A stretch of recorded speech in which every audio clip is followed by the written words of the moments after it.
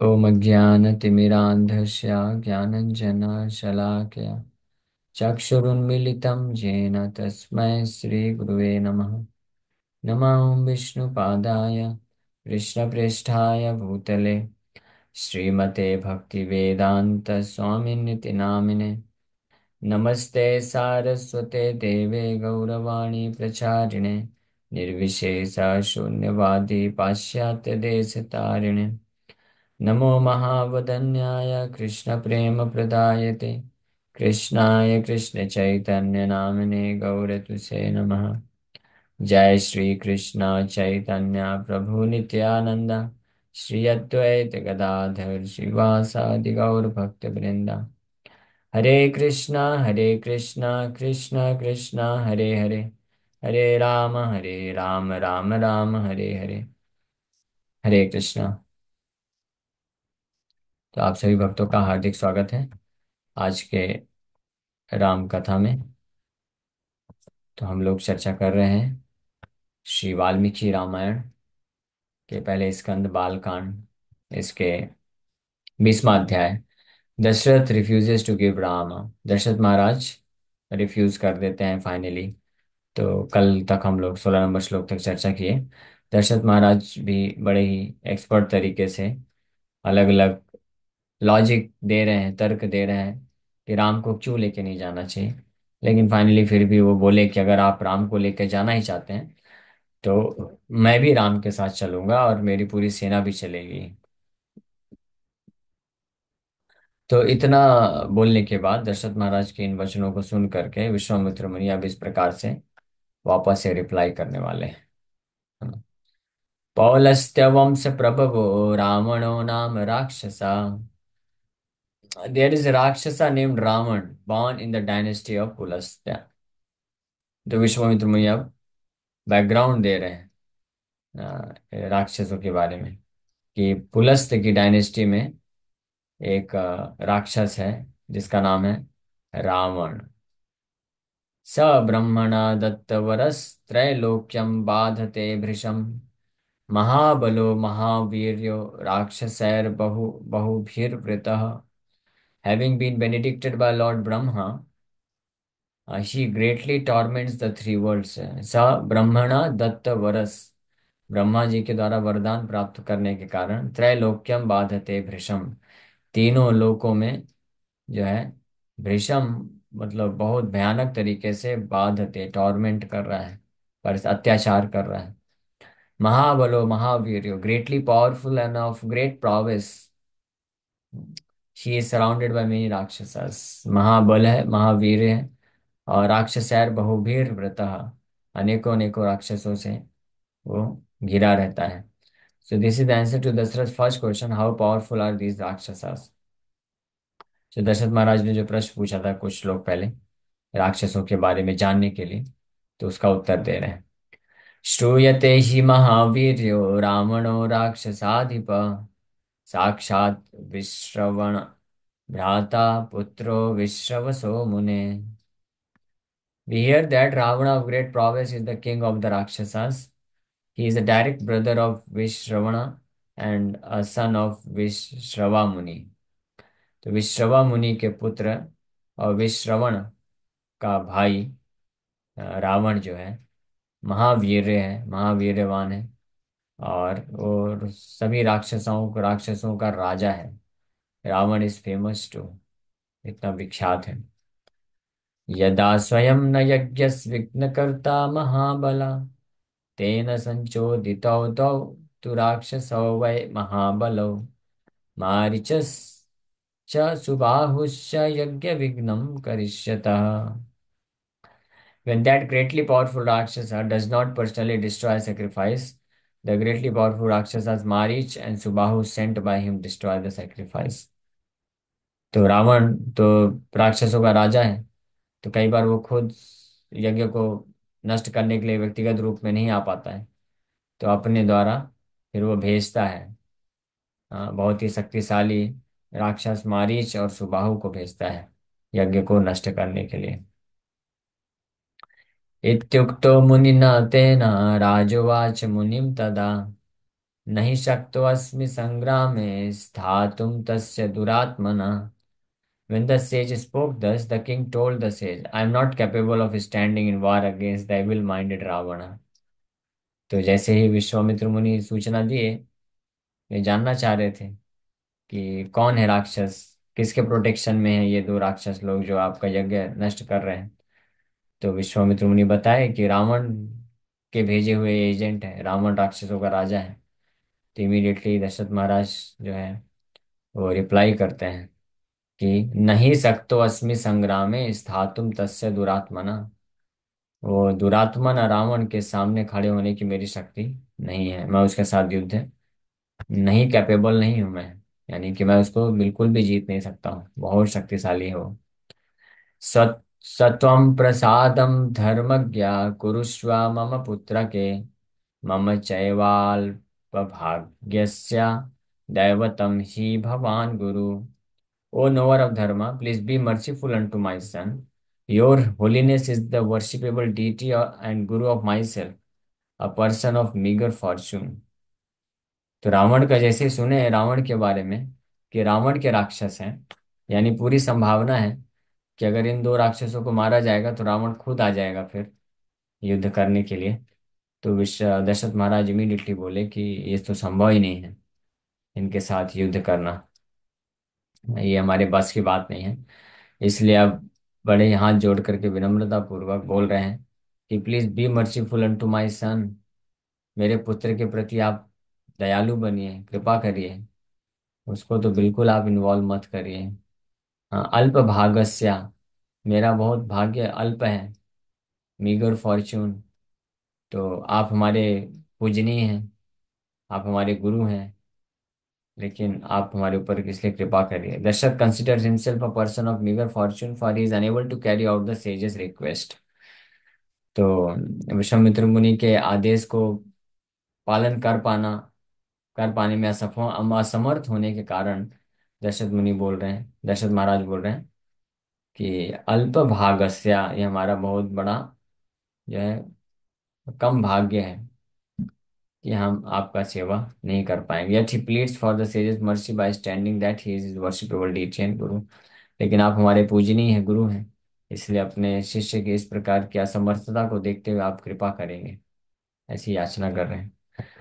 देव दानव गंधर्व यक्षा पतगपन्नगा न सकता रावणम शोधुम किम पुनर्मानवायुधि।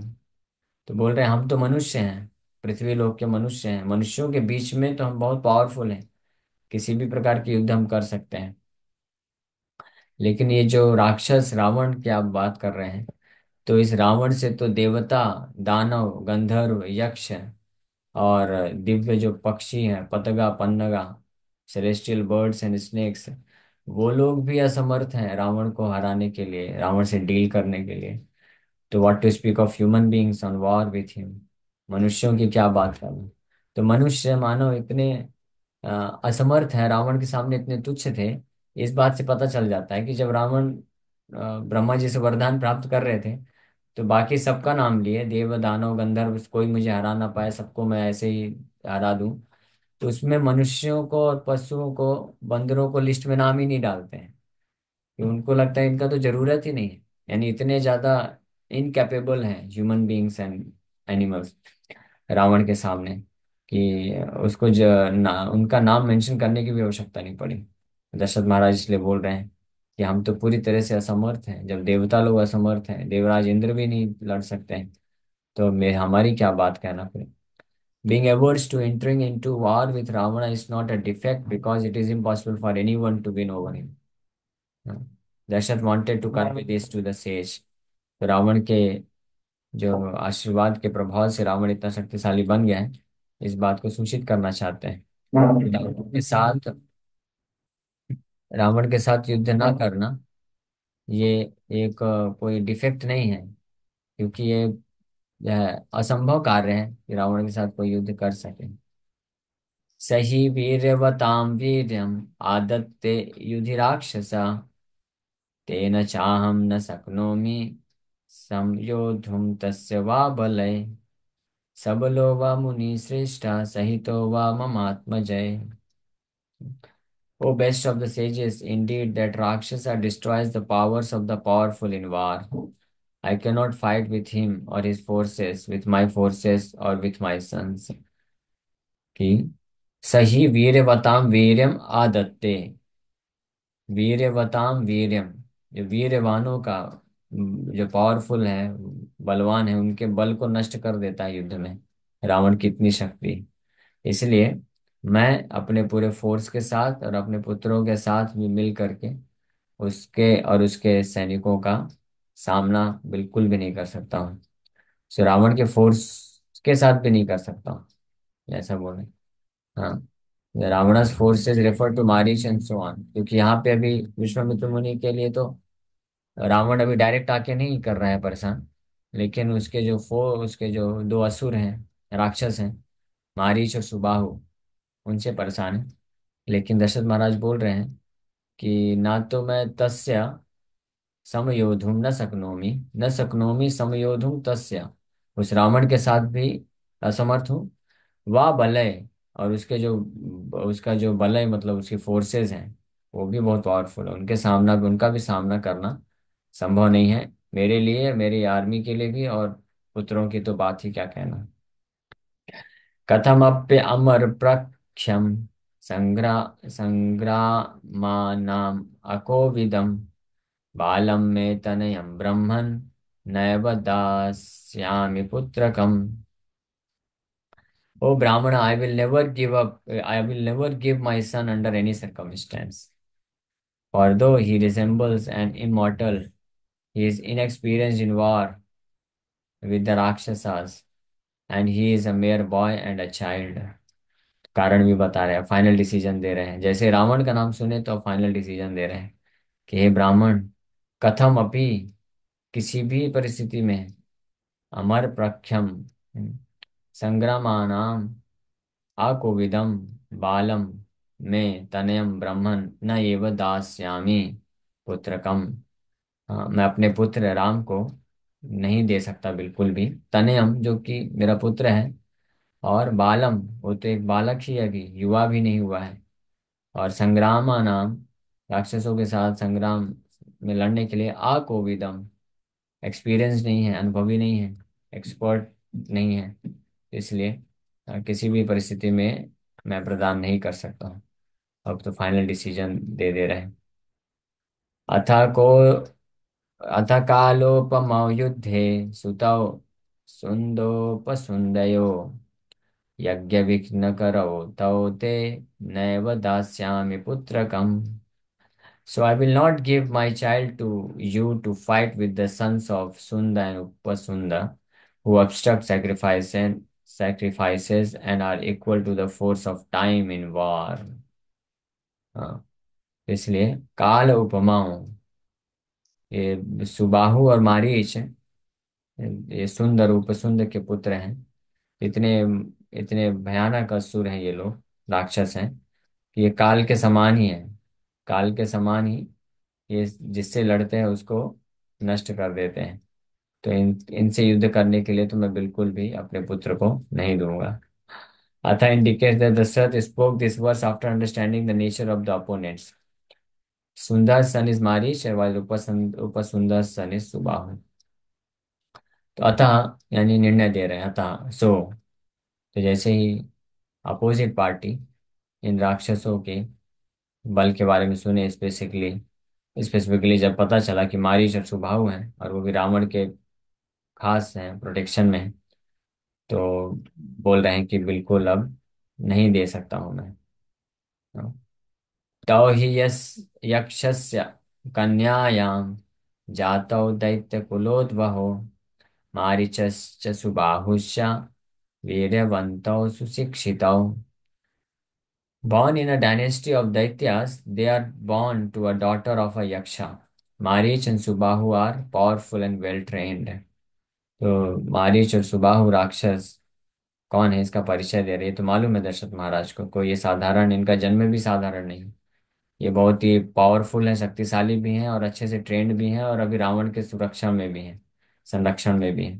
तो दैत्यों के कुल में ये पैदा हुए हैं। दैत्य लोग बहुत पावरफुल है, मनुष्य से ज्यादा पावरफुल दैत्य है। और और ये यक्ष के एक पुत्री के संतान है, तो यक्ष भी पावरफुल है। और ऊपर से ये दोनों अभी शक्तिशाली हैं, और रावण के प्रोटेक्शन में, रावण के द्वारा ट्रेंड है, तो ये और शक्तिशाली है।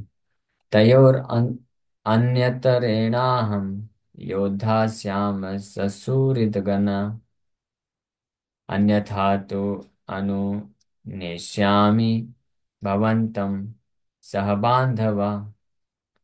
With my well-wishers, I can fight with one of them. Otherwise, I will follow you with my friends and relatives.